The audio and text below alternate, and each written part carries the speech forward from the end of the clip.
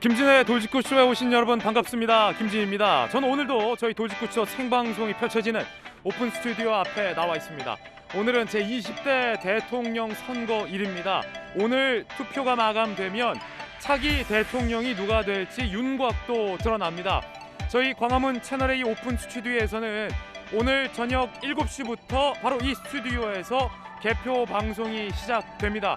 물론 투표와 개표 방송, 오늘 채널A가 하루 종일 가장 발빠르고 정확하게 방송 준비해 놨습니다. 늘 함께해 주시고 특별히 저녁 7시부터 시작되는 개표 방송 나의 선택 2022도 함께해 주시길 바라겠습니다. 제가 진행합니다. 자, 과연 마지막 유세 장면은 어땠을지, 그리고 오늘 투표율은 어떻게 나올지 잠시 후에 공개하도록 하겠습니다. 저는 비가 오나 눈이 오나 매일 아침 이곳에서 여러분을 기다리겠습니다.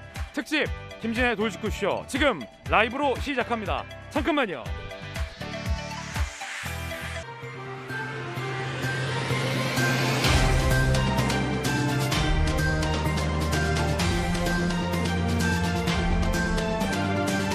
특집 김진의 돌직구쇼, 신문 읽어주는 남자입니다. 오늘 20대 대통령을 결정하는 선거일 당일입니다. 그런데 코로나19 확진자 수가 33만 명을 넘을 것 같습니다. 역대 최대 확진자, 오늘 투표의 가장 큰 변수일 겁니다. 이 확진자들 다 투표해야 할 텐데 선관위가 제대로 준비해놨을까 의문입니다. 잠시 후에 이야기 나눠보겠습니다. 오늘 대통령을 결정시킬 수 있는 중요한 선거날, 조간신문들 어떤 보도하고 있을지 4가지 키워드 꼽아봤습니다. 먼저 첫 번째 키워드부터 공개하겠습니다. 키워드는 바로 미래. 오늘 우리 국민들의 선택에 대한민국의 미래가 달렸습니다. 동아일보입니다. 우리의 미래, 당신의 선택은, 동아일보는 이런 헤드라인을 달았습니다. 이재명 후보는 5년 전 촛불 열망을 다시 모으자 얘기했고, 윤석열 후보는 국민의 이익만을 위한 정권 교체가 반드시 필요하다라고 강조했습니다. 어제 마지막 유세, 이재명 후보는 청계 광장, 윤석열 후보는 서울 광장, 이 광장에서 연설 후 홍대와 강남으로 이동을 각각 했습니다. 잠시 후에 마지막 유세, 이 마이크가 없어도 법적으로 마이크를 쓸 수 없는 시간까지 정말로 목이 터져라 외쳤던 마지막 유세 장면 저희가 취재했습니다. 잠시 후에 살펴보겠습니다. 자, 이어서 두 번째 키워드 공개하겠습니다. 바로 이겁니다. 투표. 오늘 투표율은 과연 몇 퍼센트를 기록할까요? 80%를 넘길 수 있을까요? 한겨레 신문입니다. 그래도 투표가 중요하다 제목 달았고, 오늘 관건은 이거예요.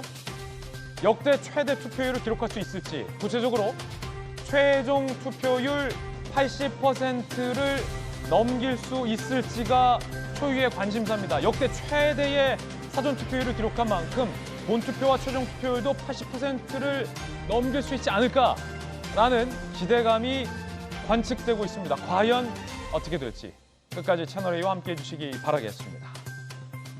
이어서 세 번째 키워드를 공개하겠습니다. 세 번째 키워드는 바로 이겁니다. 개표. 저희 채널A도 오늘 하루 풀로 투표 방송과 개표 방송 이어갑니다. 자, 오늘 개표가 당초 예상했던 것보다 늦어질 것 같다는 전망입니다. 왜냐?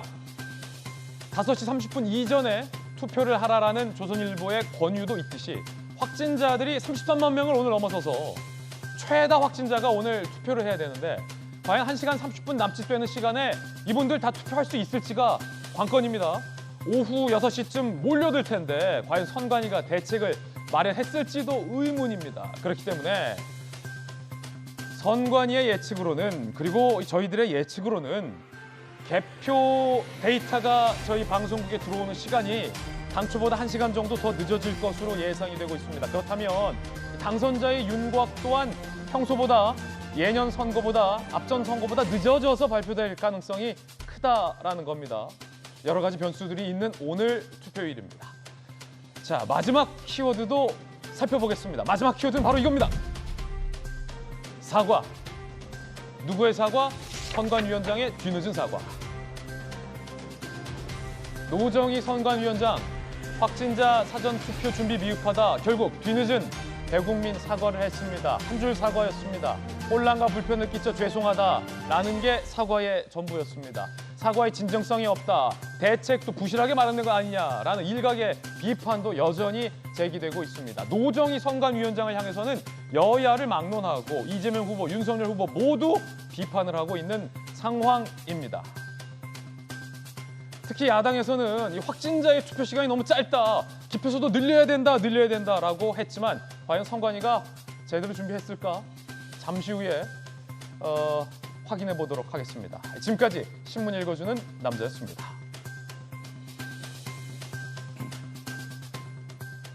네, 오늘 김진의 돌직구쇼 특집으로 준비했습니다. 그래서 역대급 출연진을 모셨습니다. 먼저 이재명 후보 측의 청년 정치인 서재현 민주당 청년위 상임부위원장, 그리고 이재명 후보의 복심 전용기 선대위 대변인 나오셨습니다. 그리고 윤석열 후보 측의 두 분과 채널A 측의 한 분 모셨습니다. 자, 후보자의 선거 유세를 전부 다 함께한 김병민 대변인, 박정아 다시 잡아주시죠. 선대위 공보실장님, 그리고 베테랑 기자 이재명 부장 나왔습니다. 모두 어서 오세요. 투표 열기가 투표 시작할 때부터 매우 뜨겁습니다.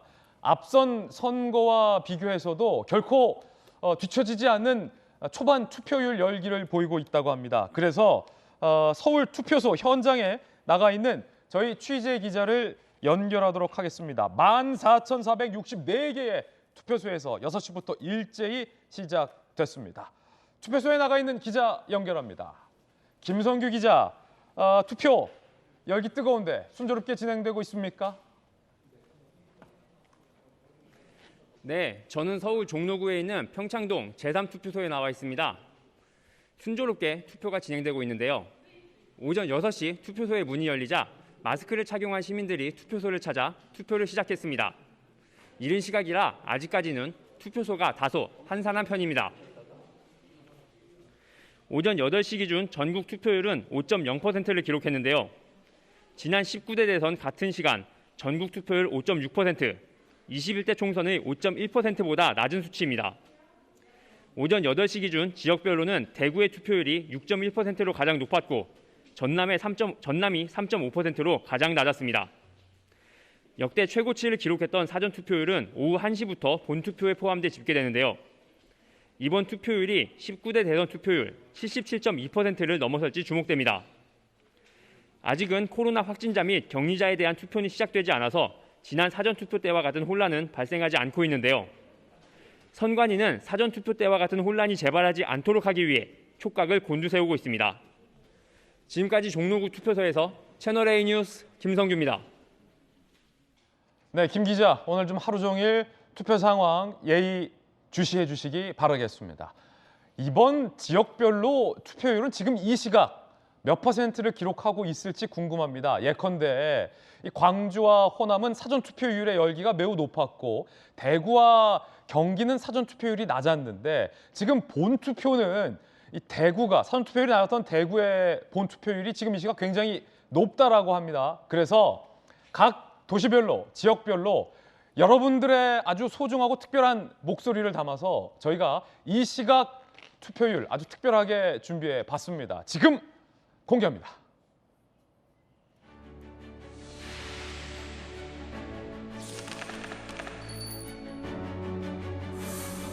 투표는 이발입니다. 더 멋진 나를 만들어 주니까요. 서울 현재 시각 7.8%의 높은 투표율 보이고 있습니다. 나에겐 투표란 부탁이에요. 세상을 깨끗하게 해주니까요. 부산 7.9%의 투표율, 투표자 22만 명. 나에게 투표란 우리 타주들 같습니다. 귀하고 소중한 존재죠.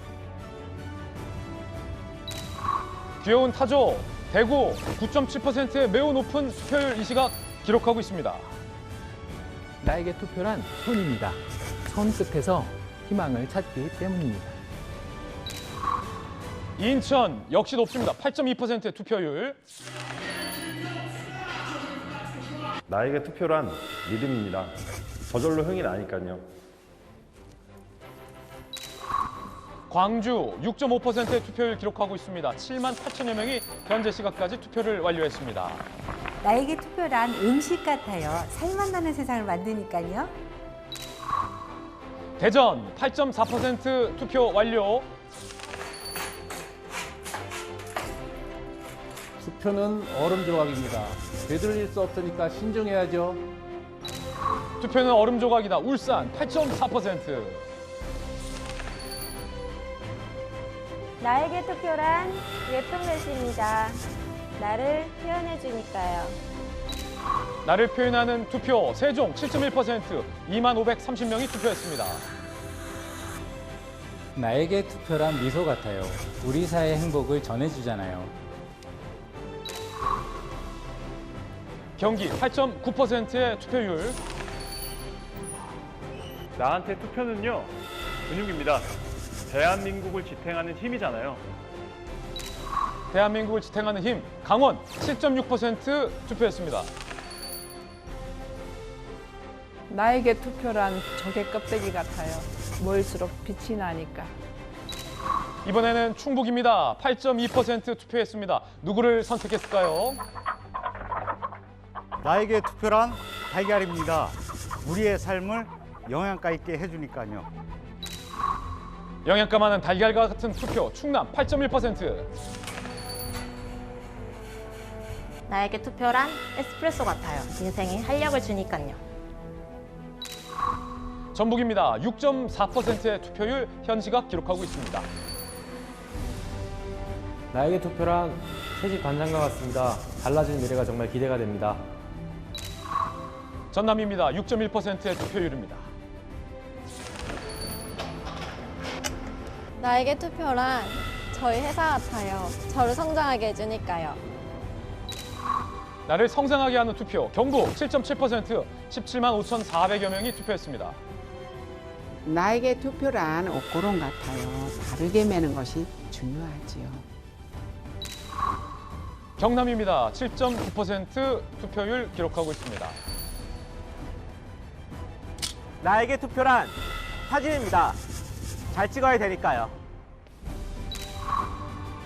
제주 8.9% 투표율 기록하고 있습니다. 투표는 되찾고 싶은 일상이에요. 평범한 일상이 하루빨리 찾아오면 좋겠습니다. 전국 투표율 살펴보겠습니다. 지금 현 시각 8.1% 기록하고 있습니다. 저희가 전국을 돌아봤습니다. 각 도시에서 아주 특별한 유권자들의 목소리 담아봤고요. 8.1%의 높은 투표율 전국적으로 기록하고 있습니다. 한 가지 흥미로운 사실을 제가 포착했는데 사전 투표율이 높은 지역은 본 투표율이 다른 지역에 비해 다소 낮은 경향, 그리고 사전 투표율이 낮았던 지역은 다른 지역에 비해 지금 본 투표율이 높은 경향을 보이고 있습니다. 이 결국 사전 투표와 본 투표가 하나의 지점으로 향하고 있는 특징을 발견할 수 있었습니다. 과연 오늘 최종 투표율을 80%를 넘길 수 있을지가 관건이고, 당선자가 50% 이상, 과반 이상의 득표를 할 수 있을지도 관건입니다. 저희 김지혜 돌직구쇼와 함께해 주시기 바라겠습니다. 첫 번째 이야기의 주제부터 시작하겠습니다. 함께 보시죠. 대한민국의 미래, 당신의 선택은 25년 만에 80%의 최종 투표율 넘길 수 있을까요? 자, 함께 보시죠.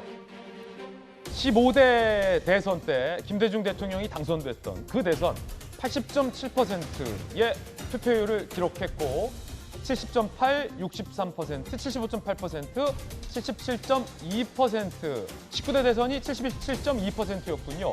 과연 그렇다면 오늘 20대 대선의 최종 투표율은 80%를 넘길 수 있을까요?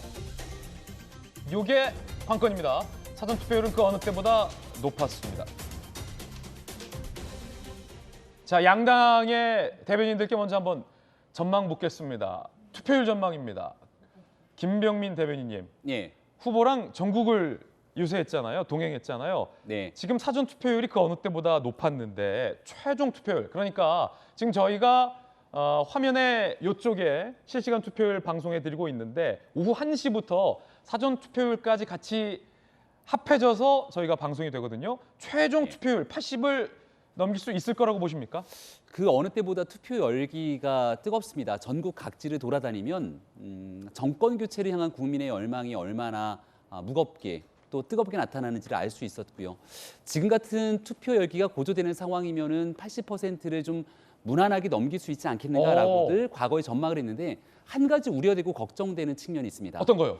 사전투표에서 선거관리위원회가 이 부실한 모습들을 보여준 데에 따라서 이 투표에 대한 신뢰도가 상당히 떨어지게 된 거죠. 이 선관위 변수가 크다. 예, 여기에 대해서 선거관리위원장까지 나서서 사과를 하고 본투표에서는 문제가 되지 않도록 얘기를 강하게 줬습니다만 여전히 확진자 수가 늘어나고 있고 이 확진자 투표에 관한 변수가 일부 남아 있는 것 같습니다. 선관위 정신 똑바로 차리고 그리고 여기에 대해서 우리 유권자분들이 찍는 한 표가 반드시 어떠한 문제도 없이 철저하게 반영될 수 있다는 믿음을 주게 된다면 80%의 투표율도 저는 달성할 수 있다고 봅니다. 예, 사전 투표 선관위 변수가 있지만 정상적으로 진행이 된다면 80% 넘길 것이다. 윤석열 후보의 대변인의 전망이었습니다. 자, 그럼 이재명 후보의 대변인, 전용기 대변인 최종 투표율 80% 넘길 거라고 이재명 후보 측에서도 예상합니까? 예, 충분히 넘을 수 있을 것이라고 보고 있습니다. 저도 전국을 돌아다녀 보면 결국에는 투표를 향한 열망들이 굉장히 높아지는 것을 저는 볼 수 있었다고 생각을 하고 있고요. 지금 민주주의가 드디어 대한민국에 저는 무사히 정착했다. 그리고 무사히 정착해 나가는 시기다 이렇게 말씀드리고 싶습니다. 그 이유가 뭐냐면 지금까지 역대 대선에서도 꾸준하게 우리 투표율이 증가한 수치를 보이고 있는데 마지막 문재인 대통령이 당선될 때도 77%를 상회하는 그런 투표를 보였던 것도 지금 우리 민주주의가 대한민국에서는 꼭 필요한 이제 그런 시스템이 되었기 때문에 모두가 투표를 해야만 대한민국을 바꿀 수 있다 이렇게 믿고 있는 것 같습니다. 그렇기 때문에 이번에도 그 열망에 힘입어서 민주주의의 꽃을 피우는 투표 그리고 선거에서 80%를 웃도는 그런 투표를 보이지 않을까 저는 그렇게 보고 있습니다. 자, 지금 저희 스튜디오에 윤석열 후보의 복심, 이재명 후보의 복심 두 명이 나와 있는데 다 80%를 넘길 것이라고 전망을 했습니다. 살짝 희망 섞인 전망도 포함이 돼 있겠지요. 자, 그러면 변수가 이재명 기자, 베테랑 기자잖아요. 어젯밤 기준 확진자가 33만 명을 넘었어요.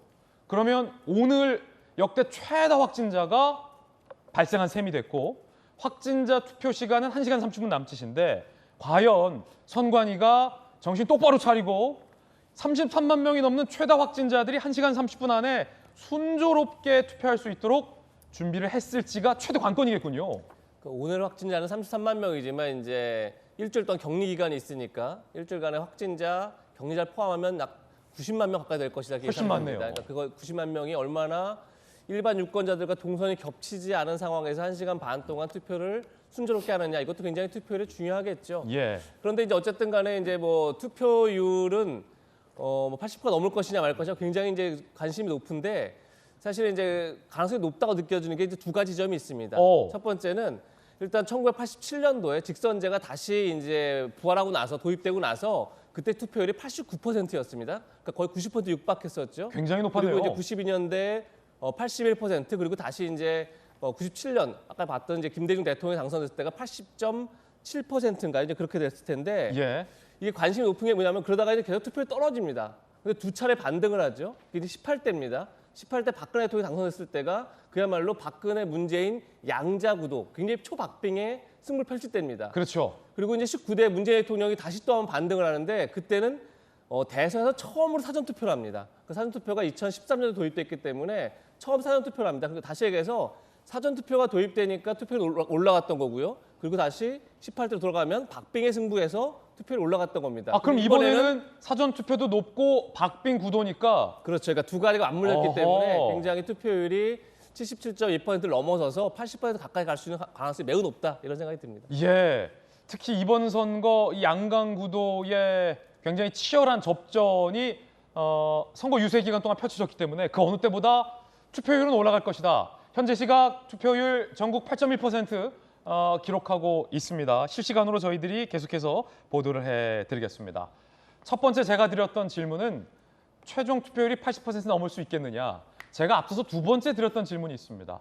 오늘 발표될 대통령 당선자가 최종 득표율 과반을 넘길 것이냐, 즉 국민의 절반 이상의 지지를 받는 대통령이 탄생할 것인가, 이게 제가 앞서 화두에서 드렸던 두 번째 질문이었습니다. 이 질문에 대한 답은 잠시 후에 저희가 찾아보도록 하겠고요. 어제 후보들의 마지막 유세 현장도 상당히 뜨거웠습니다. 오늘부터는 선거운동을 할 수가 없습니다. 그렇기 때문에 어제 자정까지 마이크가 꺼져도 후보들이 육성으로 목이 터져라 유세를 했는데 특징들이 있습니다. 그래서 이재명 후보와 윤석열 후보의 어제 마지막 유세, 그 현장을 저희들이 취재했습니다.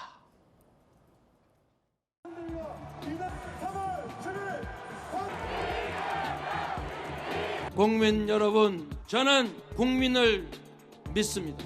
역사를 믿습니다. 지금까지 국민만 바라보고 여기까지 왔던 것처럼 앞으로도 국민만 믿고 앞으로 가겠습니다, 여러분. 대한민국의 운명과 우리 국민들의 미래가 달린 이 역사적인 대회전의 장에서 마지막 단 한 사람까지 참여할 어게인 2002 승리의 역사를 함께 만들어 주시겠습니까? 우리가 1700만 촛불로 꿈꾸었던 나라, 국민 주권이 온전히 실현되는 나라, 국민이 화합하는 새 나라에서 만납시다, 여러분.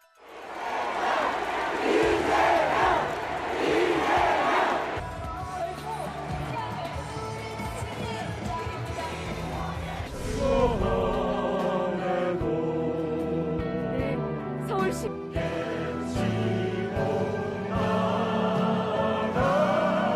이재명의 꿈입니다. 대한민국의 꿈입니다.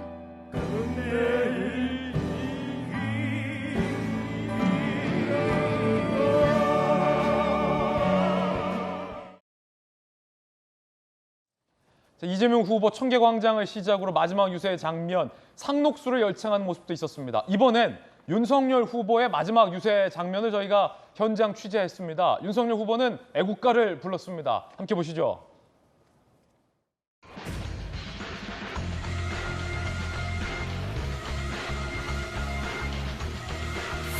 대장정의 마라톤이 거의 끝나갑니다. 여러분의 응원과 압도적 지지로 이제 내일 결승선을 1등으로 끊게 도와주십시오, 여러분. 지금 민주당 정권은 제가 국민들의 지지로 대통령이 되면 180석으로 발목을 잡겠다고 협박을 하고 있습니다. 그러나 저는 아무 걱정하지 않습니다. 주권자인 국민이 저를 지지해 주시고 응원해 주시는데 뭐가 겁날 게 있겠습니까, 여러분?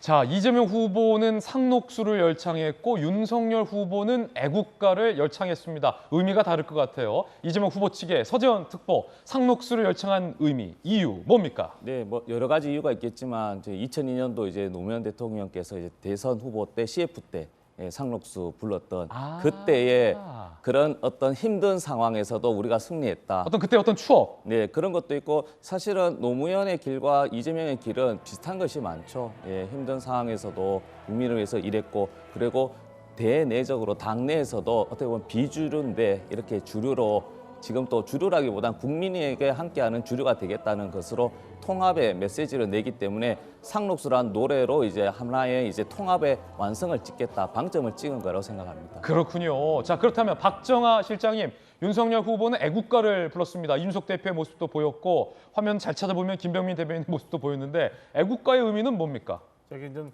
보시는 것처럼 반주도 없고 자연 발생적으로 현장에서 이게 애국가를 부르기 시작했잖아요. 아, 무반주로 불렀어요.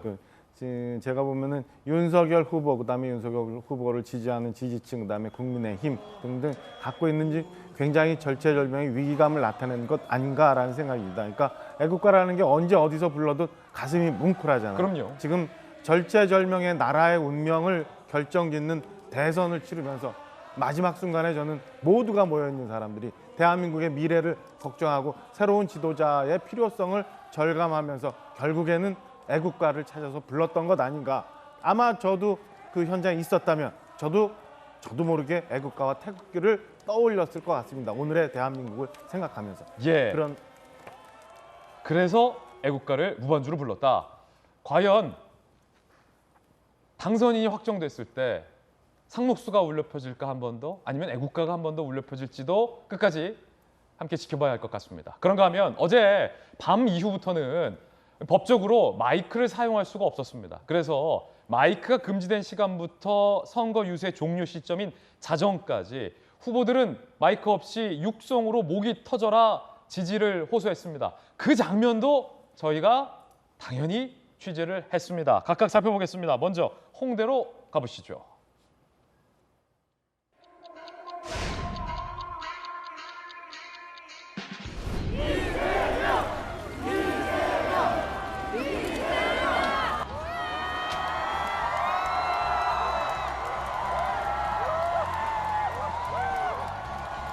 여러분, 우리가 이제 1시간 한 50분 정도 후가 되면 내일 밤쯤에는 아마도 당선자가 결정이 되겠죠.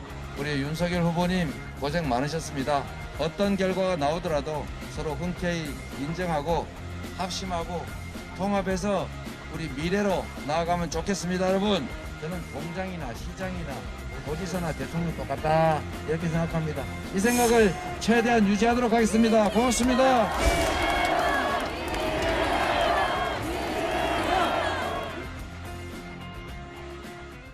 자, 홍대에서 마지막 유세를 했습니다. 이재명 후보의 목소리가 쉰 것 같아요. 자, 그럼 이번에는 윤석열 후보의 마지막 유세 장면으로 가보겠습니다. 강남으로 가보시죠.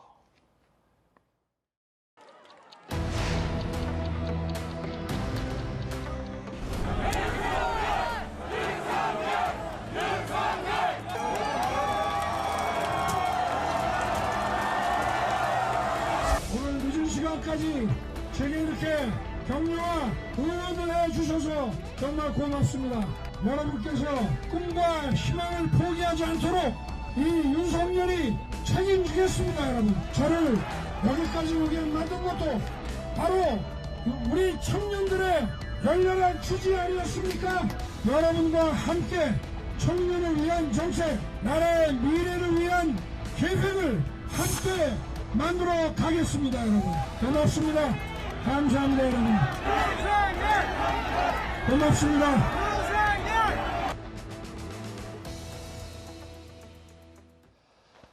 자, 저 강남 마지막 유세 장면, 이번에 윤석열 후보 측에 먼저 묻겠습니다. 김병민 대변인, 저 마지막 방금 요 장면에 함께 동행했던 거죠? 예, 마지막 순간까지 같이 있었습니다. 윤석열 후보도 목이 많이 쉬었네요. 예, 그제부터 목이 좀 쉬기 시작을 해서 마지막 선거운동 한 2, 3일 정도는 고생을 많이 했습니다. 그래도 윤석열 후보가 마지막 순간까지 찾아주신 청년분들 또 시민분들 뵙고 중간중간 가슴이 울컥하는 모습도 볼 수 있었고요.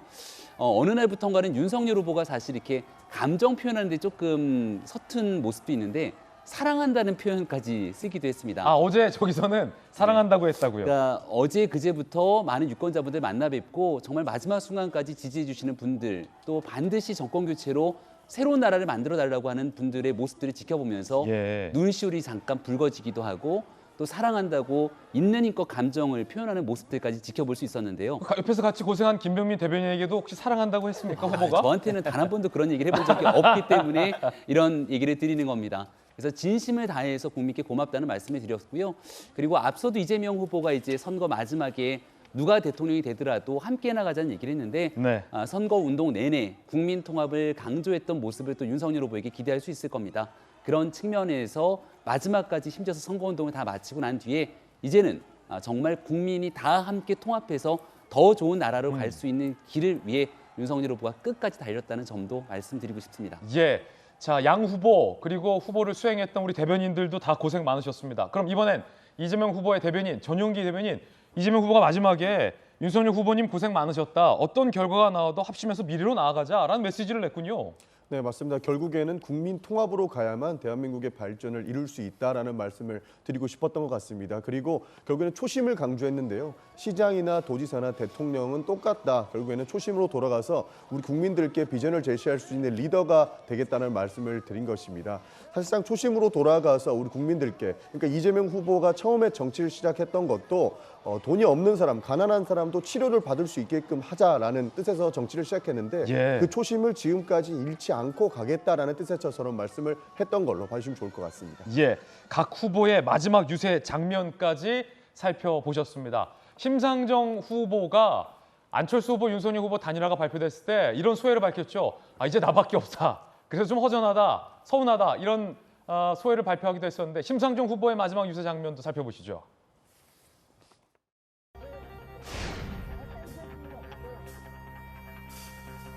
누가 싫어서 찍는 한 표는 결코 내 삶을 바꿀 수가 없습니다. 심상정에게 주는 한 표만이 가장 확실한 변화를 만들어낼 수 있는 펄펄 살아 움직이는 생표가 될 것이다.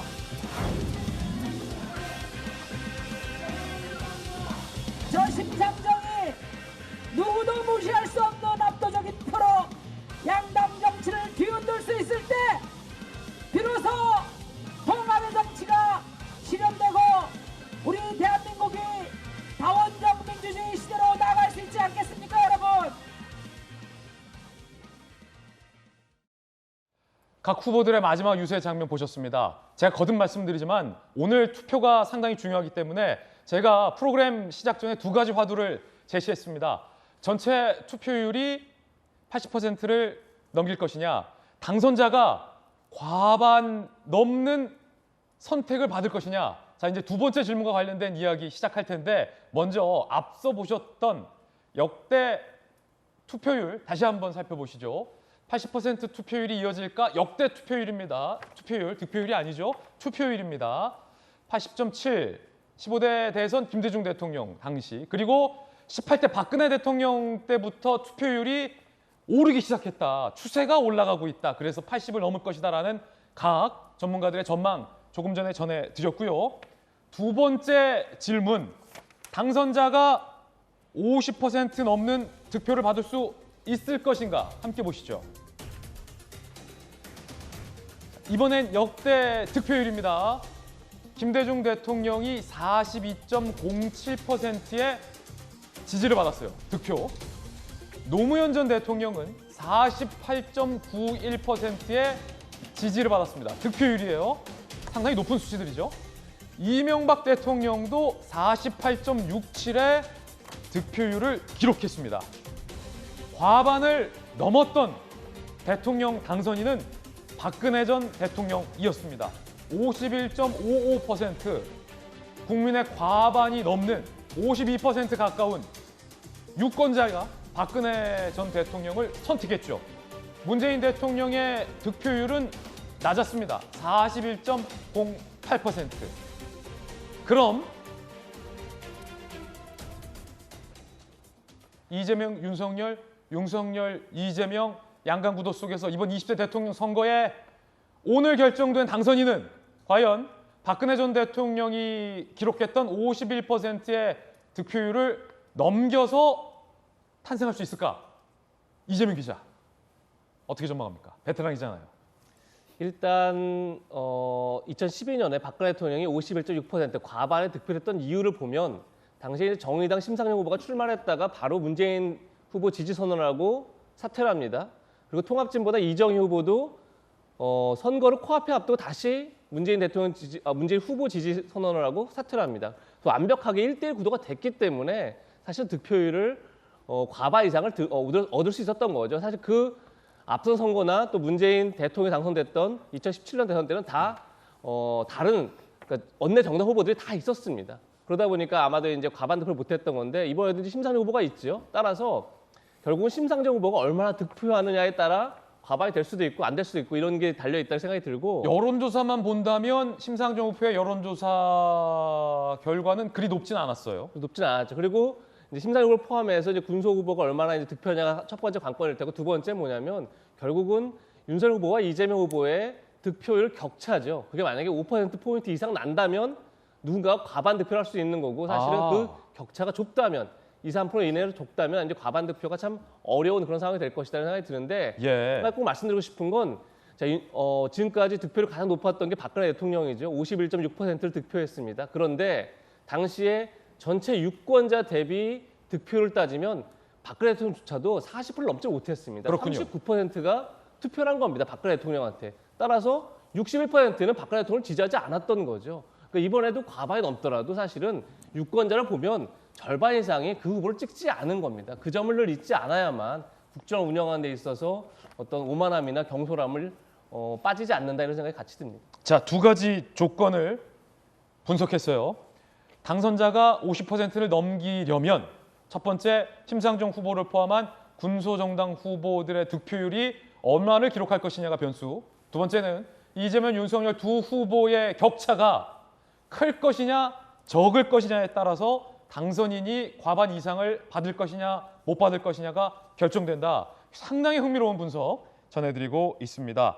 오늘은 앞서 말씀드렸던 것처럼 이 개표도 변수입니다. 확진자도 많을 뿐더러 확진자 투표 시간까지 고려되면 이 개표 공개되는 시점과 당선자의 윤곽이 나오는 시점도 앞선 대선보다 훨씬 뒤처질 것이라는 전망도 있습니다. 물론 오늘 저희들도 하루 종일 투표 개표 방송을 이어가겠고 특별히 저녁 7시부터 저희 채널A 개표 방송 시작하고 저희 채널A의 예측 조사 결과도 예정된 시간에 발표해드리긴 할 텐데 당선자 윤곽은 과연 몇 시쯤 나올까요? 함께 보시죠. 오후 6시 일단 선관위의 계획, 일반 유권자 투표 종료. 자, 그리고 지금부터 중요합니다. 오후 6시부터 7시 30분, 단 1시간 30분 만에 누적 자가격리자들과 오늘 발생한 신규 확진자가 모두 다 투표를 완료해야만 투표함이 개표소로 이동할 수 있고 그래야만 저녁 8시쯤에서야 뒤늦게 개표가 시작될 수 있다는 거고 그렇다면 선관위가 저희에게 개표 초반 데이터를 넘겨주는 시간이 8시 반에서 9시 사이가 된다는 거죠. 그러면 김진애 앵커가 이따 저녁 때 8시 반에서 9시 사이에 첫 개표 상황을 실시간으로 보도해드릴 수 있다는 건데 이게 가장 빠를 때입니다. 확진자가 대거 몰려서 투표 마감이 늦어질 가능성 그리고 개표가 지연될 가능성도 있습니다. 선관위에서는 당선자 윤곽이 내일 새벽 1시, 초접전 경우 내일 새벽 4시, 5시 나올 수도 있다 라고 내다봤습니다. 그래서 저희 김진애 돌직구쇼는 내일 평소보다 방송 시간을 일찍 앞당겨서 준비하고 있습니다. 내일 아침 8시부터 돌직구쇼 하겠고요. 돌직구쇼 앞에도 저희 개표 방송 또 편성을 해놨습니다. 자, 서재현 특보. 네. 확진자분들이 1시간 30분 안에 다 투표를 마쳐야만 8시부터 개표가 시작될 수 있다. 이게 가장 빠른 시나리오라는 거잖아요.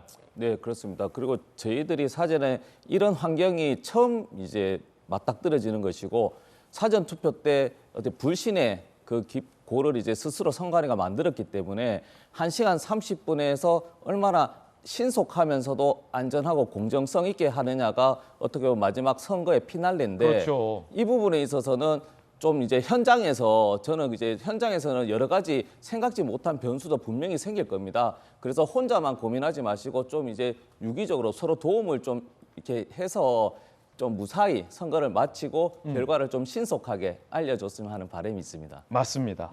자, 그래서 당선자 윤곽이 드러나는 시점이 가장 역대로 늦어질 것이다라는 선관위의 전망 살펴보시잖아요. 그래서 저희 채널A가 답답한 우리 유권자들과 답답한 시청자 국민 여러분들의 답답함을 어떻게 하면 풀어줄 수 있을까를 사실 매우 오래전부터 저희 채널A가 고민을 했습니다. 개표 초반에도 당선자의 당선 환율을 예측할 수 있다면 여러분의 답답함 해소될 텐데요. 알파 A를 그래서 저희가 준비했습니다. 윤수민 기자입니다. 제20대 대통령 선거의 개표 방송은 똑똑한 예측봇 알파A와 함께합니다. 알파A는 1, 2%만 개표된 초반일지라도 후보들의 당선 가능성을 계산해낼 수 있습니다. 이재명, 윤석열 후보의 득표율이 똑같더라도 알파A는 한쪽 후보가 조금 더 당선 확률이 높다는 걸 예측해냅니다. 알파A 예측의 정확성을 높이기 위해 채널A는 정교한 여론조사 모델을 개발했습니다. 중앙선관위가 제공한 12만 개 휴대전화 안심번호를 통해 조사 전문회사 리서치앤리서치가 이 시각 현재 전화조사를 실시하고 있습니다. 특히 응답하지 않는 유권자는 5번 반복해 조사함으로써 응답률과 정확성을 대폭 높였습니다. 또 이틀간 치러진 사전투표 구체 정보는 중앙선관위에서 제공받고 여기에 대선 당일 100곳 안팎의 투표소에서 실제 투표자의 연령별 성별 구성을 현장 조사합니다. 낮 12시부터 15시간 논스톱 연속 방송을 통해 향후 5년 국정을 책임질 대통령 당선인이 선택되는 순간을 보여드립니다. 채널A 뉴스 윤수민입니다. 자, 이번에 저희가 준비한 두 번째 이야기를 시작할 텐데 여론조사 공표 금지 기간이 도입되면서 과연 민심이 어떻게 움직였는지 많은 분들 궁금해하실 겁니다. 그래서 그간의 여론조사 추세와 특징들을 제가 분석을 했습니다. 두 번째 이야기 주제부터 공개하겠습니다. 전쟁 같았던 1년, 이제는 치유의 시간이 그 어느 때보다 필요하다라는 겁니다. 이번 선거가 얼마나 치열하냐면 지난 1년의 여론조사 과정을 살펴보면 정말이지 치열하다라는 것이 입증이 됩니다. 그래서 제가 저희 돌직구쇼의 대형 미디어 월에다가 치열했던 1년의 여론조사 추이, 1년 추이를 저희가 준비했습니다. 지금 공개합니다. 여러분들은 자, 거실에서 편안하게 TV를 통해서 지난 1년의 여론조사 추세를 함께 보실 수 있습니다. 치열했던 1년, 동률도 여러 차례였다라는 거죠. 자, 다자 구도에서 윤석열 후보 확정 전까지 여론조사 추세를 한번 살펴보시죠. 시작부터 치열했습니다. 2021년 3월 둘째 주, 그리고 4월 첫째 주 때까지도 24, 24, 23, 24. 어쩜 이렇게 딱 붙었을까? 완전 동률. 그리고 계속해서 접전 양상을 이어갔습니다. 7월 첫째 주 윤석열 25, 이재명 24에 굉장히 치열했던, 그리고 10월 첫째 주에 10월 10일이죠. 이재명 후보로 민주당의 대선 후보가 확정이 됩니다. 그러면서 이재명 후보 25, 26, 윤석열 24%의 지지율이 나왔습니다. 자, 그러면 이 시점 이후부터 지금까지의 여론조사 추세도 준비가 돼 있습니다. 함께 보시죠. 계속해서 연결해서 살펴보겠습니다. 자, 2021년 11월에 5일에 윤석열 후보가 야권의 대선 후보로 확정이 됩니다. 그러면서 윤석열 후보의 지지율이 42%까지 치솟습니다. 그러다 12월로 접어들면서 선거 유세가 뜨거워지면서 두 후보의 지지율이 완전히 딱 붙습니다. 36대 36. 어쩜 이렇게 딱 붙을 수 있을까? 이거 쉽지 않아요. 그러다가 여러 변곡점을 거쳐서 올해 1월 넷째 주에 35와 35로 또 딱 붙는 현상. 그리고 끝까지 3월 첫째 주 선거 마지막 공표, 안철수 후보 사퇴 전, 그 직전 여론조사 윤석열 39대 이재명 38. 배종찬 소장님은 저희 돌직구쇼에서 깻잎 반장이라고 처음에 했다가 반의 반장이라고 했다가 어제는 반의 반장이라고까지 얘기했습니다. 배 소장님. 네.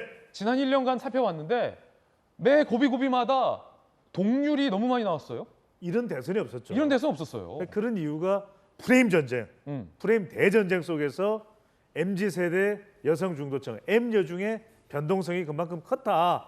또 사람으로부터 받는 영향이 컸던 선거잖아요. 이른바 주변 인물. 그러니까 쭉 보면은 이재명 후보 같은 경우에는 지지율에 아주 큰 변동이 없었습니다. 이재명 후보는 계속 지속적인 지지율, 그래서 뭐 박스권이다 이런 분석까지도 나오기도 했었는데 윤석열 후보가 대체적으로 사람에 따라서 영향을 받는, 사람 리스크가 불거지는 지지율에 영향을 받는 현상이 두드러지게 나타났죠.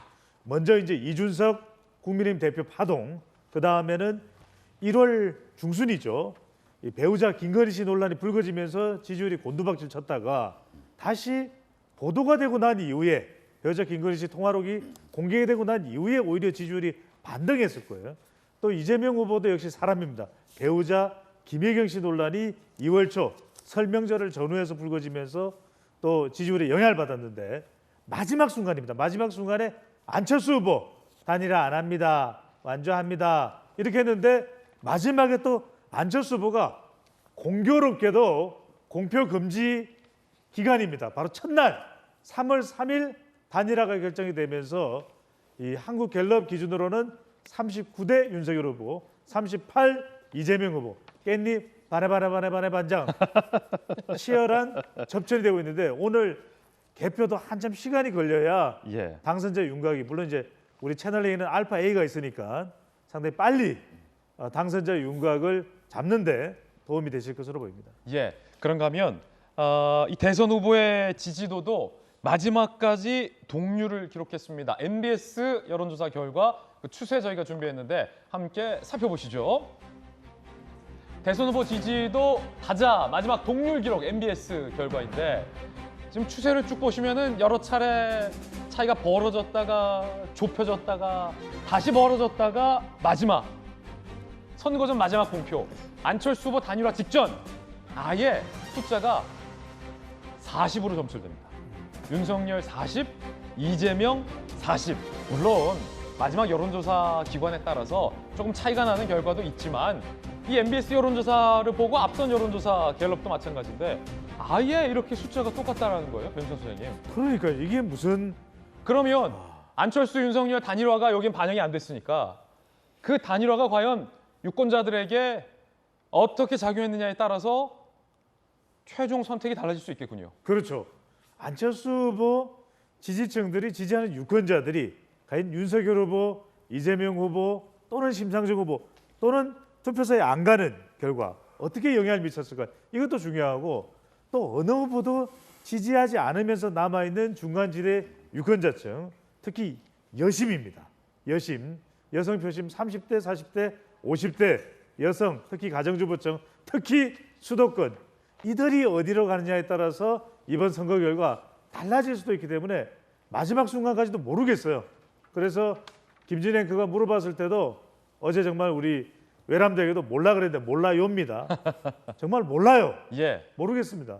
자, 과연 투표장에 누가 더 많이 동원하느냐에 따라서 이번 선거 결과도 아마 달라질 것으로 예측이 된다라는 전망도 함께하고 있습니다. 자, 그렇다면 이 시점에서 이재명 후보와 윤석열 후보는 어디에 있을까요? 저희들이 확인한 결과 지금 자택에서 아마 저희 김진애 돌직구쇼를 포함한 투표 상황을 이재명 후보도 윤석열 후보도 지켜보고 있는 것으로 저희가 파악이 되고 있습니다. 그래서 저희 취재 기자들이 양 후보 자택 앞에 아파트 현관문 바로 앞에 딱 나가 있습니다. 자, 먼저 이재명 민주당 후보 자택을 연결해서 상황 알아보겠습니다. 최선 기자가 나가 있습니다. 최선 기자, 지금 이재명 후보 자택에 있는 거 맞죠? 네, 경기도 성남시 순회동 이재명 민주당 후보 자택 앞에 나와 있습니다. 이 후보는 어젯밤 자정까지 막판 선거 유세를 하고 지금은 서울 모처에서 휴식을 취하고 있는 것으로 알려졌습니다. 오후에는 자택으로 와 투표 상황을 지켜볼 것으로 보입니다. 공식 선거운동은 끝났지만 이 후보는 조금 전 SNS 메시지를 통해 초박빙이라며 단 한 분이라도 더 투표해달라며 투표 독려에 나섰습니다. 이 후보는 사전투표 첫날인 지난 4일 이미 투표를 한 만큼 오늘은 부인 김혜경 씨가 오후 4시쯤 인근 투표소를 찾을 것으로 알려졌습니다. 하지만 선거에 영향을 줄 수 있는 만큼 비공개로 언론 노출을 최소화할 것으로 알려졌습니다. 이재명 후보는 투표가 종료되고 개표 상황까지 어느 정도 지켜본 뒤 밤늦게 민주당 상황실 등을 찾을 것으로 보입니다. 이 후보의 어제 마지막 공식 유세는 서울 홍대 거리로 2030 청년과 여선을 향해 한 표를 호소했습니다. 그러면서 경쟁 상대인 윤석열 국민의힘 후보 측에 어떤 결과가 나오더라도 서로 흔쾌히 인정하고 합심하고 통합해서 미래로 나아갔으면 좋겠다고 제안했습니다. 앞서 청계광장 유세 때는 노래 상록수를 합창하다 눈물을 훔치기도 했습니다. 지금까지 이재명 민주당 후보 자택 앞에서 전해드렸습니다. 네, 그렇군요. 현재는 이재명 후보가 자택에 없고 모처에서 이제 휴식을 취하면서 상황을 점검하고 있는데 아마 잠시 후에 우리 최선 기자가 있는 순회동 자택으로 올 것이다라는 이야기 최 기자를 통해서 들어봤습니다. 그럼 이번엔 윤석열 후보 자택에 나가 있는 취재 기자를 연결하겠습니다. 홍지은 기자가 서초동 자택에 나가 있는데 홍 기자, 윤석열 후보는 자택에 있습니까? 네, 저는 지금 윤석열 국민의힘 대선 후보 서초동 자택에 나와 있습니다. 아직 지지자나 취재진들이 몰리지 않아 한가한 분위기인데요. 지난 4일 사전투표를 마친 윤 후보는 오늘 특별한 일정 없이 집에서 머무르며 투표 결과를 지켜볼 예정입니다. 윤 후보는 자택에서 개표 방송을 지켜보다 당선인 윤곽이 나오면 여의도 국회 도서관이 마련된 당개표 상황실로 이동할 예정입니다. 국민의힘은 투표가 종료되는 오늘 밤 7시 반까지 투표를 독려할 예정입니다. 길거리 유세를 비롯한 공식 선거운동은 어젯밤 자정으로 종료돼 오프라인에서는 투표 독려를 제외한 모든 선거운동이 제한됩니다. 다만 온라인에서는 투표 독려뿐 아니라 SNS를 활용한 선거운동이 선거 당일인 오늘도 가능합니다. 윤 후보는 SNS에 국민의 소중한 한 표를 꼭 행사해달라며 투표 독려 메시지를 냈습니다. 윤 후보는 어젯밤 서울시청 앞 광장에서 주최 측 추산 5만 명의 시민들이 모인 가운데 마지막 유세를 벌였는데요. 윤 후보는 이 자리에서 윤석열 정부의 목표는 일자리 창출이라고 강조했습니다. 이후 자정까지 서울 지하철 건대 입구역과 강남역 일대를 돌며 2030 젊은층 지지를 호소했습니다. 지금까지 윤석열 후보 자택 앞에서 전해드렸습니다. 자, 우리 최선 기자와 홍지은 기자 양 후보 자택에서 조금 더 취재하느라 또 고생해 주시기 바라겠습니다. 김병미 대변인, 예. 윤석열 후보는 지금 서초동 자택에서 휴식을 하면서 아마 돌직구쇼 포함해서 또 상황을 지켜보고 있는 것 같은데 예. 그러면 한 대략 오늘 밤 몇 시쯤에 당사로 이동을 할 계획이 있습니까? 아직은 일단 7시 반까지 투표가 다 진행되는 상황들을 봐야 될 것 같고요. 그 이후에 어느 정도 개표가 진행되는 상황들을 지켜보면서 이후 일정들이 정해질 것 같습니다. 사실 한 20여일이 넘는 기간 동안 집에도 잘 들어가지 못하면서 바삐 국민분들 만났는데요. 윤석열 후보가 밖에서 선거운동할 때마다 제일 보고 싶다고 했던 그런 반려묘들이 있는데 윤석열 후보 자택이 잘 알고 있는 것처럼 써니, 마리 등 같이 지내는 또 친구들이 많이 있지 않습니까? 예. 지금 아마 이 반려견들, 반려묘와 함께 시간을 보내면서 오늘 하루 투표 현장들을 어떻게 진행되고 있는지를 쭉 지켜보지 않을까 싶고요. 아마 좀 저녁 늦은 시간이 돼서 개표가 어느 정도 진행이 돼야 그때쯤 맞춰서 그 이후 일정들이 진행이 될 것으로 보입니다. 자, 그렇군요. 그럼 이재명 후보는 현재 자택에는 없고 모처에 있다가 잠시 후에 자택으로 이동할 것으로 보이는데 당선 윤곽 나오면 이재명 후보도 당사로 나올 계획 있습니까? 예, 그 공식적인 이제 일정이 나오게 되면 움직일 걸로 저희도 보고 있습니다.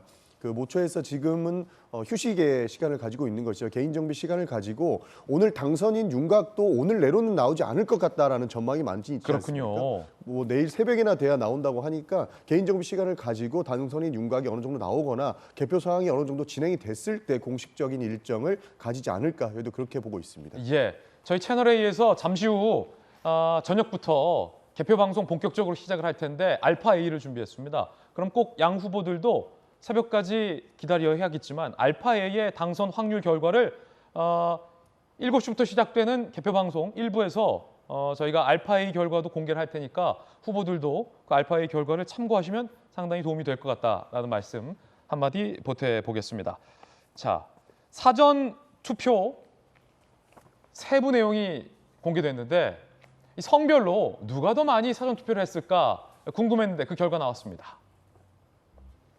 선거 인수는 여성이 더 많군요. 그런데 사전 투표는 남성들이 더 많이 했다. 지난 4일, 5일 진행된 사전투표 참여자 수를 보면 이렇다라는 건데 이재명 기자 이거 분석 좀 해주시죠. 지금 말씀하신 것처럼 여성이 남성보다 38만 명 정도 더 유권자가 많습니다. 그런데 사전투표자들을 분류해봤더니 남성이 오히려 90만 명 더 많이 여성보다 투표했다. 지금 이렇게 나오고 있는 거죠. 사실 예상했던 얘기인 거죠. 지금 어떻게 보면 남성이 어떤 정치 세력화라고 할까요? 그런 것이 굉장히 지금 이번 대선의 굉장히 중요한 특징이 하나로 자리 잡고 있는 거죠. 반면에 여성이 갈 데가 없다 이런 얘기를 많이 했었던 거죠. 그래서 아마도 양 후보 다 마지막에 여성에 대한 메시지를 많이 냈었는데 결국은 여성 표심을 잡는 데 주력했던 게 아닌가 싶습니다. 그만큼 이제 이번 선거에서 여성들이 어떤 누굴 선택하느냐가 굉장히 어떻게 보면 이번 선거의 결과에 중요한 영향을 미칠 수 있다는 생각이 들고 지금 이제 남성이 사전투표율도 높았고 아마 본투표가 어떻게 나올지 모르겠으나 여성들이 만약에 본투표 많이 나간다면 그 변수, 그 변동성이 크기 때문에 거기에 따라서 결과를 예측하기 참 어려운 그런 상황으로 갈 수도 있다 이런 생각도 같이 듭니다. 예, 지금 실시간으로 집계된 전국 투표율이 10%를 넘어서고 있습니다. 이 본투표의 열기 또한 현재 뜨겁다라는 것을 알 수 있습니다. 이재명 후보와 윤석열 후보의 발언 이 대목에서 각각 들어보겠습니다. 먼저 이재명 후보인데요. 이번 대선이 단 3표 차, 1표, 2표, 3표 차이로 결판날 수 있다 이렇게 얘기했습니다. 어떤 의미일까요? 들어보시죠. 형세가 정말 안개 속입니다. 두세 표로 결판이 날 수도 있습니다, 여러분. 우리의 운명을 남들에게 맡기겠습니까? 여러분 한 분 한 분이 주변을 설득하고 여러분의 미래를 여러분이 개척해 가시고 저 이재명을 선택해 주시면 평화로운 나라로 성장하는 사회로 더 공정하고 희망 넘치는 미래로 확실하게 보답드리겠다는. 자, 서재현 특보. 네. 3표 차이로 결판날 수 있다. 이거 어떤 의미로 이 후보가 얘기한 겁니까? 그러니까 그만큼 치열한 것이고 후보자도 이제 솔직한 표현은 확실히 누가 이길 것인지를 모른다는 것이고요. 오. 그래서 투표 말로 참여하는 것이 아니라 실질적으로 뭐 주변이나 친구들, 지인들 설득해서 직접 가서 이제 대한민국의 미래를 결정해 달라고 하는 것인데 저는 여기서 이제 좀 주의해야 될 것은 저희가 아무리 주변의 지인이나 친척들께 투표를 참여하더라도 뭐 자가용이라든지 봉고차로 해가지고 편의를 제공하는 것은 불법 선거이기 때문에 그래요? 예, 법의 테두리 안에서 이렇게 이제 투표 참여했으면 하는 바람이 있습니다. 확실히 뭔가 봉고차로 지인들을 실어 나르면 옛날 모습 막 떠올라서 아닐 것 같고 승용차로도 이렇게 제공해줘서는 안 된다. 안 되는 것이죠. 말로만 독려할 수 있다. 예. 그렇군요. 단 3표 차이로 결정될 수도 있다. 이재명 후보의 발언이었습니다. 윤석열 후보도 상당히 놀라운 발언을 했습니다. 들어보시죠. 민주당 사람들은 국민들의 지지로 제가 대통령이 되면 180석을 가지고 제대로 정부를 운영할 수 없게 방해를 하거나 심지어는 우리 당의 이탈자들을 모아 저를 탄핵을 칠 수도 있다고 떠들고 다닙니다. 저는 하라면 하라 이겁니다. 저에게는 가장 막강한 정치적 지지 세력이 있습니다. 바로 국민 아닙니까, 여러분? 박정환 실장님, 지금 윤석열 후보는 만약에 내가 당선이 되면 대통령에 민주당이 탄핵을 시킬 것이다 라고 떠드는 사람들이 있다 라고까지 얘기를 했는데 이거 무슨 의미입니까? 그거는 뭐 어제 전 후보가 마지막 제주 유세를 하면서 이제 진행됐던 얘기인데요. 지금 다 아시는 것처럼 뭐 국회 의석수가 굉장히 압도적이잖아요. 만약에 지지층이 최대한 결집되지 않고 굉장히 좀 박빙의 상황으로 결과가 나온다면 향후 국정 운영을 하는데 굉장히 어려움이 있을 수 있으니 선거 투표일 마지막 날에 지지층을 굉장히 결집시켜서 압도적인 표차로 이길 수 있게 해달라는 호소를 하다가 저는 표현이 나온 걸로 보여져요. 그러니까 지금 뭐 과거에도 쭉 봤습니다만은 이게 박빙의 선거에서 오면은 지금 뭐 국정 운영을 안정적으로 할 수 없는 상황이니까 지지층들이 총 결집해서 오늘 모두 다 투표에 참여해서 압도적으로 당선시킬 수 있도록 해달라는 호소의 표현을 저렇게 나온 걸로 저는 이해를 하고 있습니다. 그렇군요. 그런가 하면 마지막까지 양쪽 부인들은 보이지 않았습니다. 마지막까지 안 보인 김혜경, 김건희 씨. 김건희 씨와 김혜경 씨 공식 선거운동 마지막 날까지 유세 현장에 참석하지 않았습니다. 김혜경 씨는 지난 4일 이재명 후보 사전투표에 동행하지 않았죠. 반면 김건희 씨는 독자적으로 사전투표를 한 바 있습니다. 김혜경 씨는 오늘 오후 성남시 분당구 한 초등학교에서 본투표를 할 예정입니다. 그런데 그거를 공개할지 여부, 그리고 오늘 밤 개표 상황실에 김혜경 씨가 함께 방문할지 여부도 아직은 알 수 없습니다. 김건희 씨 지난 4일 자택 인근 사전투표 언론에서 포착한 바 있고, 국민의힘 관계자 개표 상황실 방문할지는 김건희 씨가 아직 마음의 결정을 안 내렸다. 당일 본인이 판단할 것 같다라고 합니다. 사실은 당선자 윤곽이 결정되고 당선인이 집에서 선거 상황실 당사로 이동을 할 때 통상 부인도 함께 옵니다. 그런데 오늘 같은 경우는 이재명 후보도 윤석열 후보도 김혜경 씨도 김건희 씨도 밤에 갈지 말지를 아직 결정 못했다라는 얘기들이 나오고 아직 확실치 않다라는 건데, 그래서 후보들의 복심 두 분께 바로 그냥 물어보겠습니다. 지금 시각 10시예요. 딱 10시까지 결정 안 됐습니까? 부인 올지 안 올지? 누구부터 말씀하실까요? 네, 아직 정확하게 향후 일정에 대해서 공지된 바가 없는 상황이다, 이렇게 말씀을 좀 드려야 될 것 같습니다. 이 선거 기간 내내 지켜보시면서 이제 배우자에 관련된 뉴스들도 꽤나 많이 보도가 됐는데요. 윤석열 후보가 정치 참여 선언하기 전부터 많은 국민들로부터 국민이 사실상 불러낸 후보로서 높은 지지를 받았는데, 김건희 대표를 둘러싸고 있는 각종 음해성 인신공격 마타도어가 얼마나 대한민국 뉴스를 뜨겁게 달궜는지를 다시 한번 좀 지켜보고 돌아봤으면 좋겠습니다. 선거일 마지막까지 특히 대한민국 공영방송에서도 정말 공정한 보도와 객관적인 균형, 정치적 중립을 외면한 채 배우자에 대해서 악의적인 상황들에 대해서 연신 보도하는 모습들까지 보여줬는데, 이런 일들이 조금 더 유권자들과 다가설 수 있는 기회들을 놓치게 만든 것은 아닌가 안타까움과 아쉬움이 있습니다. 그리고 이제 대통령 윤석열 후보가 그동안 캠페인을 펼쳤고 또 오늘 국민의 선택으로 대한민국 대통령이 되더라도 여기에 대해서 분명하게 대통령이 걸어야 될 길과 또 배우자가 함께 내줘야 되는 영역에 대해서 또 분명한 구분이 있는 만큼 여기에 대해서 오직 국민들의 준엄한 또 믿음들을 믿고 함께 이어가려고 하는 의지들은 분명하다, 이렇게 말씀드리겠습니다. 자, 그렇다면 전용기 의원, 김혜경 씨도 밤에 같이 동행할지 아직 결정 안 된 겁니까? 네, 저희도 공식적인 일정은 아직까지 정해지지는 않았습니다. 그러나 제가 의견을 드릴 수 있다면 함께 나오는 것이 저는 올바르지 않을까, 국민들께 인사를 드리는 것이 좋지 않을까라는 생각을 가지고 있습니다. 결국에는 김건희 씨나 김혜경 씨 두 분 역시 결국에는 대통령 당선자를 도와서 국정 운영에 어느 정도 역할을 해야 될 부분이 있기 때문에 이제는 나와서 인사를 하는 것이 국민들께 맞는 도리가 아닐까 하는 그런 생각을 가지고 있습니다. 예, 자 과연 당선자 윤곽이 발표될 때쯤 후보 부인들이 과연 동행을 할지. 그래서 보통은 이 뭐라고 하죠 이걸? 꽃다발, 꽃 목걸이 같이 이제 받을지 아니면 후보 혼자서 할지 그것도 좀 관심사입니다. 한번 지켜보도록 하겠습니다.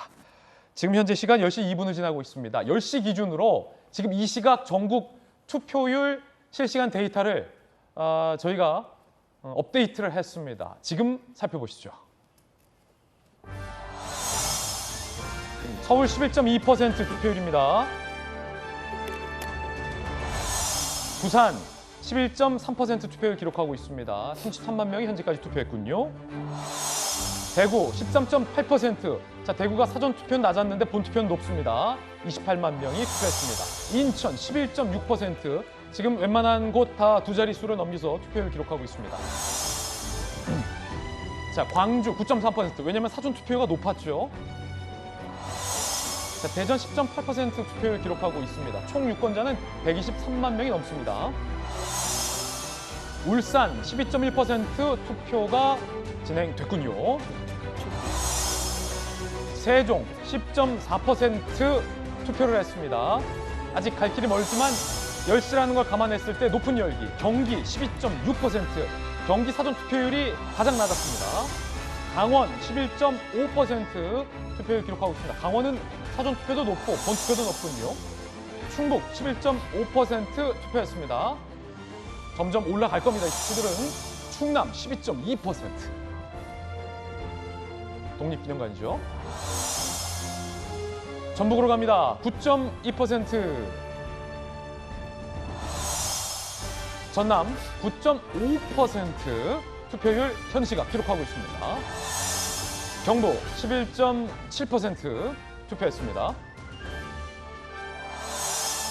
경남 12.2% 투표를 완료했습니다. 자, 제주입니다. 12.9% 투표 완료했습니다. 성산 일출봉 보이죠? 종합해서 전국 투표율 현 시각 11.6% 투표가 진행되고 있습니다. 이번엔 저희가 준비한 세 번째 이야기를 시작하겠습니다. 주제부터 공개할 텐데 선관위가 오늘은 부디 투표 준비 잘 했기를 기대해 보겠습니다. 주제 공개합니다.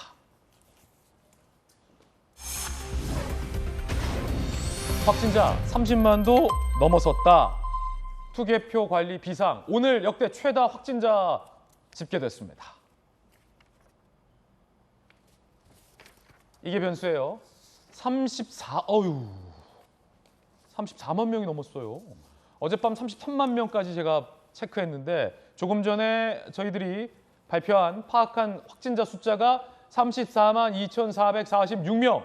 역대 최다치입니다. 34만 명이 넘었습니다. 재택 치료자가 120만여 명, 18세 이상 유권자 88만 명, 오늘 신규 확진자 34만 2,446명. 선관위는 본투표에 참여하는 확진자 수는 예측하기 어렵다. 그러니까 선관위는 몇 명의 확진자가 투표할지 모른다는 거예요. 자, 이거 모르는데 대비가 됐을까? 궁금합니다. 확진자 폭증에 투표가 지연될 가능성이 큽니다.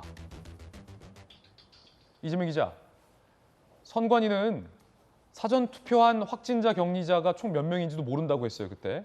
그런데 오늘 투표할 확진자 격리자가 몇 명으로 예측하시냐라고 기자들이 묻자 예측할 수 없다라고 합니다. 자, 그럼 뒤따르는 질문은 제대로 준비 잘 했느냐는 거죠? 뭐 예측은 쉽지 않는 거죠. 뭐 유권자가 투표를 할지 말지야 그야말로 유권자의 선택이기 때문에 확진자가 지금 34만 명이 나왔고 또 자택 격리자까지 합치면 이제 88만 명 정도가 이제 오늘 투표를 할지 이런 여부를 봐야 될 텐데 예측은 쉽지 않지만 결국 88만 명이 전부 다 투표를 한다는 마음으로 준비를 했어야 되죠, 당연히. 그렇게 준비를 했어야죠. 그렇게 해서 이제 다만 이제 사전 투표보다 본 투표의 투표 장소가 지금 본 투표가 한 14,000여 곳에서 있기 때문에 훨씬 장소가 많고 그만큼 이제 지난번처럼 동선이 엉키거나 그리고 갑자기 이제 확진자들이 몰려서 어떻게 보면 지난번 한 것처럼 거의 뭐 방치하다시피 뭐 하는 그런 이제 부실 관리는 없지 않을까 이런 생각이 드는데 이재명 기자, 한 가지 이제 많은 분들이 궁금한 것 같아서 좀 짚어주시면 일반 유권자, 확진자 아닌 분들은 6시 이전까지는 투표를 끝내야 되는 거죠. 6시까지만 들어가면 투표를 할 수 있죠. 그런데 이제 6시부터 확진자에 투표를 하기 때문에 가능한 좀 일찍 가서 6시 이전에 투표를 끝내야만 확진자와 일반 유권자들의 동선이 섞이지 않는 거죠. 그럼 확진자는 6시 이전에는 투표할 수 없는 거죠? 그렇죠. 7시 반까지는 투표를 완료해야 되는 거죠? 그렇죠. 근데 7시 반까지면 역시 이제 투표장에만 가면 7시 반이 지나도 투표를 할 수 있는 거죠. 근데 이 34만 명, 88만 명이라는 숫자가 얼마나 많은 숫자냐면 2002년도에 노무현 대통령이 당선될 때 57만 표 차이로 이겼습니다. 그리고 97년도에 김대중 대통령이 이길 때가 39만 표 차이로 이겼습니다. 그러니까 이게 88만 명의 투표가 물론 어느 누구한테 유리할지 아무도 알 수 없지만 이 사람들이 투표를 할 수 있냐, 할 수 없냐에 따라서 굉장히 당락에도 큰 영향을 미칠 수 있는 그 정도의 많은 숫자다. 이런 점은 분명하다. 이렇게 말씀드릴 수 있습니다. 그러니까 이 88만 명이라는 확진자 격리자 숫자는 대선 결과를 숫자 보면 2번 뒤집고도 남을 만큼의 많은 숫자다라는 거죠. 그렇죠. 예. 자, 그래서 오늘 오늘 본 투표의 확진자 투표도 끝까지 다 여러분들이 소중한 한 표를 행사하셔야 합니다.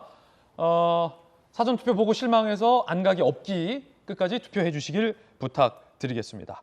노정희 중앙선거관리위원장이 뒤늦게 사과했습니다. 그런데 사과가 굉장히 간결합니다. 들어보시죠. 미흡한 준비로 혼란과 불편을 끼친 점에 대해 위원장으로서 책임을 통감하며 국민 여러분께 진심으로 사과의 말씀을 드립니다.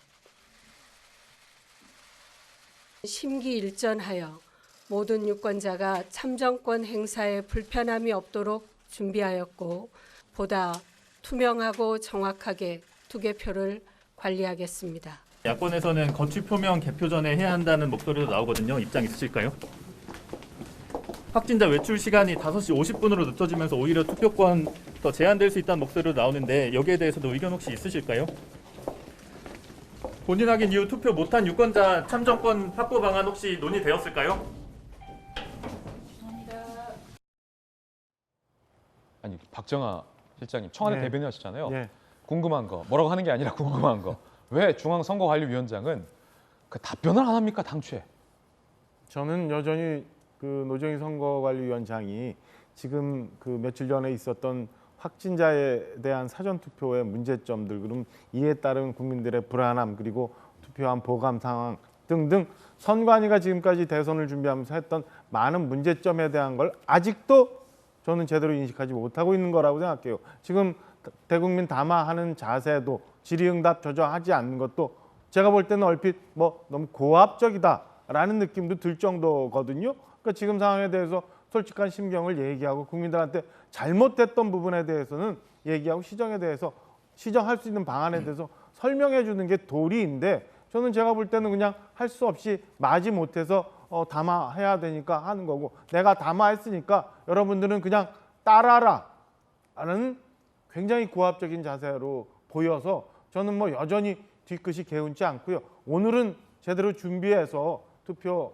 혼란이 없을 거라고 그래도 기대를 합니다만은 저는 뭐 선거 끝나고 나서라도 이런 그 선관위원장의 태도, 그다음에 선관위 일부 직원들의 잘못된 행태들은 저는 국민들로부터 지탄을 받고 이에 따른 상응한 책임을 지어야 된다고 생각을 합니다. 서재현 특보는 어떻습니까? 네, 저도 어제 담화 내용 한번 네. 봤었는데 되게 실망을 넘어서 되게 분노가 치밀었습니다. 왜냐하면 저희가 이게 사회적 비용이라고 하잖아요. 이 불신이란 것이 엄청나지 않습니까? 이거 회복하기가 힘듭니다. 예, 더구나 6월 1일은 또 지방선거가 있습니다. 선거가 계속 있는 것이고 저는 또 담화 내용 중에 유권자에게 뭐 마스크를 더 하고 이런 부분은 유권자가 하는 게 아니라 지금 유권자는 투표 참여도 있지만 내 소중한 한 표를 어떻게 할지 현명하게 성숙된 의식이 있는데 선관위만 퇴보되어 있는데 선관위가 대책을 마련하고 해야 되고 또 확진자 수가 예측이 어렵다고 하는데 예측 쉽습니다. 보통 시나리오별로 과거에 투표율이 있고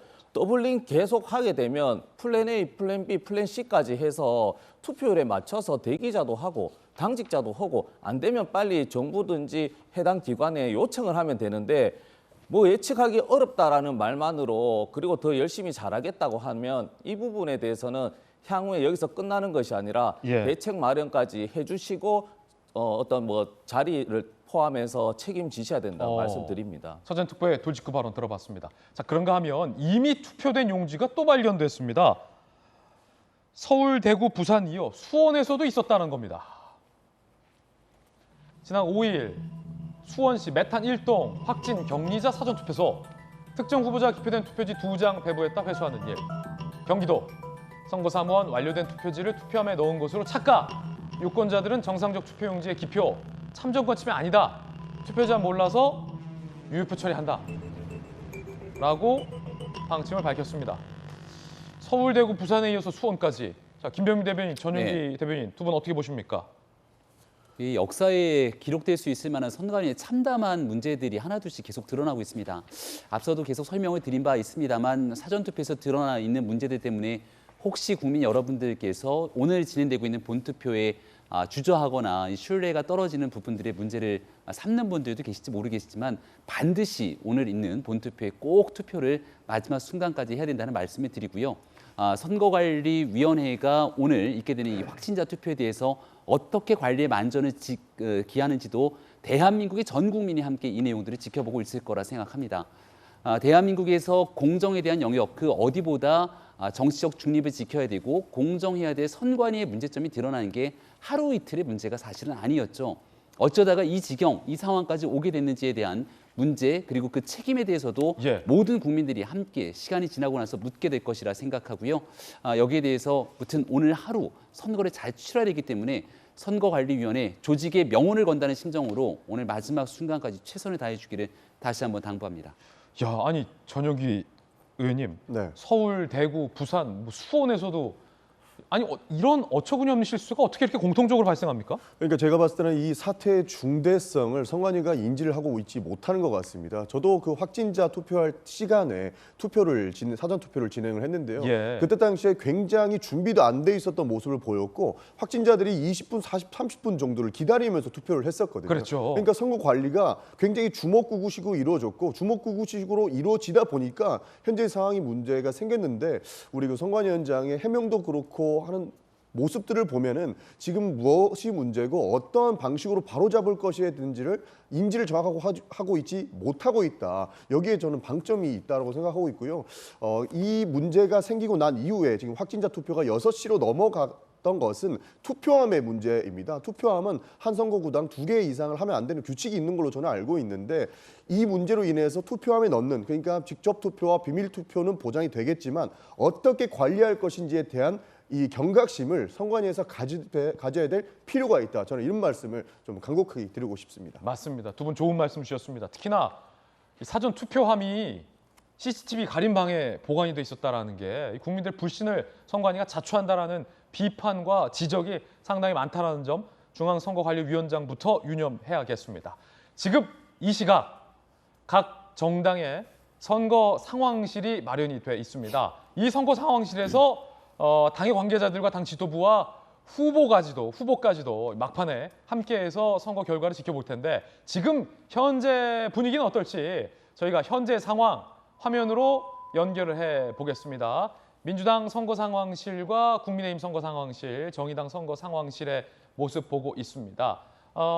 당연히 뭐 지금은 투표가 마감이 안 됐고 개표가 진행이 안 됐기 때문에 선거 상황실에는 사람이 없지만 이제 잠시 후에 개표가 시작되는 오늘 저녁 시간부터는 각 당 지도부와 또 당의 중요한 관계자들과 후보의 복심 관계자들도 당 선거 상황실에 집합을 하죠. 집합을 해서 수많은 이제 저희 중계방송, 개표방송 모니터를 통해서 각 선거 개표 결과를 지켜보게 될 겁니다.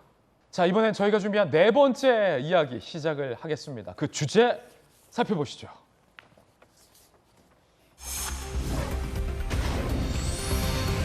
마지막까지 양 후보 모두 다 대장동을 강조했습니다. 결과적으로 이 대장동의 몸통은 누구냐를 두고 이재명 후보는 윤석열 후보를, 윤석열 후보는 이재명 후보를 겨누고 있는 겁니다. 양당도 마찬가지입니다. 끝끝내 검찰 수사 등을 통해서 대장동의 몸통은 밝혀지지 않은 상황입니다. 누가 당선되더라도 특검은 불가피하다라는 게 지난 TV토론의 양 후보의 합의 결과였습니다. 대선이 끝나도 이 말인즉슨 당분간 대한민국은 이 대장동 이슈에서 자유로울 수 없다라는 얘기가 되겠습니다. 우상호 의원과 권영세 의원의 이야기 각각 준비되어 있습니다. 들어보시죠.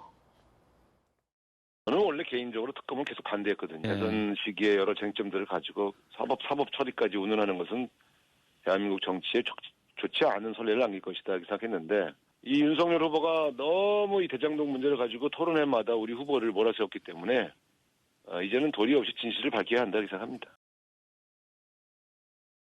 김만배 녹취록 영상이 올라오자마자 기다렸다는 듯 이재명 후보가 본인 SNS에 링크를 걸고 이를 퍼뜨려달라면서 소위 밭갈이를 시작했습니다. 그걸로도 부족했는지 추천수 조작이라는 범법 행위까지 동원했습니다. 결국 이 모든 것이 민주당의 드루킹 시즌2였던 걸로 드러났습니다. 자, 대장동 갖고 끝까지 공세를 했습니다. 그런가 하면 오늘은 국회의원 보궐선거도 함께 실시가 됩니다. 이재명 기자, 어디입니까? 지금 보시는 것처럼 5곳에서 보궐선거 같이 치러집니다. 서울 종로, 그리고 서울 서초갑, 경기 안성, 충북 청주 상당, 대구 중남 5곳에 치러지는데 사실 이제 민주당도 그렇고 국민의힘도 그렇고 본인들에게 책임 있는 지역구에 후보를 내지 않았죠. 그래서 사실 서울 서초갑만 국민의힘과 민주당이 경합을 하고 나머지 지역에서는 이제 각자 후보를 냈기 때문에 글쎄요, 결과는 어떻게 보면 나머지 지역구에서는 결과가 좀 이렇게 좀 예상 가능한 그런 범위 속에 있지 않을까 싶어서 앞으로 이제 저 재보궐 결과가 어떻게 나올지도 관심 있게 좀 지켜봐야 되지 않나 싶습니다. 예, 저것도 오늘 같이 투표가 진행되는 거죠? 그렇죠, 예. 네, 저희들은 60초 광고 후에 다시 돌아오겠습니다. 잠시 후에 뵙겠습니다. 네, 저희 채널A는 잠시 후 낮 12시부터 내일 새벽까지 그리고 돌직구쇼까지 대선 특집 2 개표 방송을 오늘부터 내일까지 그냥 쫙 이어갑니다. 충실하게 준비되어 있으니까 하루 종일 채널A와 함께 해주시기 바라겠습니다. 대통령 확정 순간은 채널A와 함께 해주시고요. 저도 밤 7시 개표방송 나의 선택 2022 1부에서 예측 가능한 알파A와 함께 개표방송 진행해 드리겠습니다. 함께 해주시길 부탁드리겠습니다. 저희들은 내일 아침 8시 특집으로 50분 빨리 여러분께 인사드리겠습니다. 오늘 하루는 분명 어제보다 나을 겁니다. 좋은 하루 되시고요. 아직 투표 안 하신 분들은 꼭 여러분의 소중한 한 표 행사하시길 바라겠습니다. 감사합니다.